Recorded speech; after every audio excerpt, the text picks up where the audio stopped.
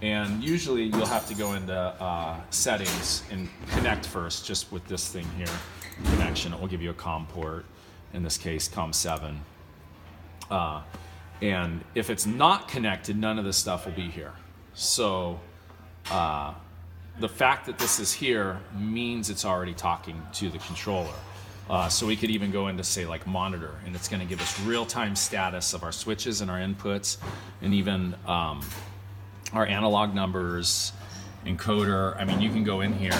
I mean, look at just the monitoring. Okay, so this is just the monitor tab. So we've got inputs, outputs, battery. So I can see right here my KSI, key switch in, is 23.6, right? So my Tesla battery up there is 23 volts.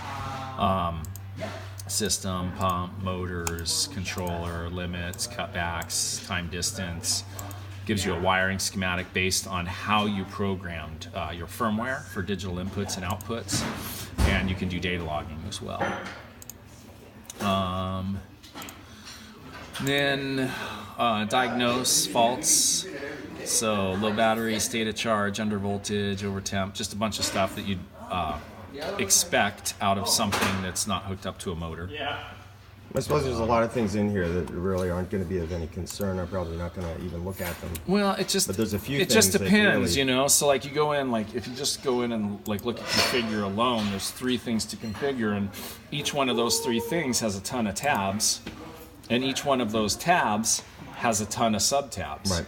And so it gets to this point where there's like 100+ things hidden in here. Now we've been doing a lot with CAN. Usually your CAN's turned off, so we've been playing a bunch with the CAN and actually being able to put it out to this unit. So now this is polling DC bus voltage, 7.3 volts, and controller temp 17 degrees and motor temp 194, and it's drawing 0.3 of an amp. So we're piping all that stuff over CAN bus straight into the race pack, which is kind of nice. And then you can define your map within this page. So depending on what you're trying to track, you basically tell it what you want to track, define your map, and then read it. And each one of these, like, so you click on it and you're like, okay, motor 1, you click on this, and these are all the things that you can control over CAN. So it's a ton. I mean, steering angle, there's so much stuff over CAN. It's pretty crazy. You can set your battery, you can do your discharge curve, so it can display state of charge based on your limit. We have this pre-programmed for Tesla batteries right now, so 100 volts is empty, 125 is full. And then the battery display indicator, BDI, your cutoffs, low and high voltage cutoffs, so you can set cutback and you can set a hard limit. And then a cutback on the low voltage and a hard limit on the low voltage. So much flexibility. Curtis has a lot of this stuff. They just don't present it in the same way. They don't present the information as easy to understand. There's a ton of information in here, but they break it down pretty easy. You can pick, everything's choosable. So like your main contactor, you have like 4 different outputs that you can actually use to drive your main contactor. And then here's your PID stuff, the pull-in voltage and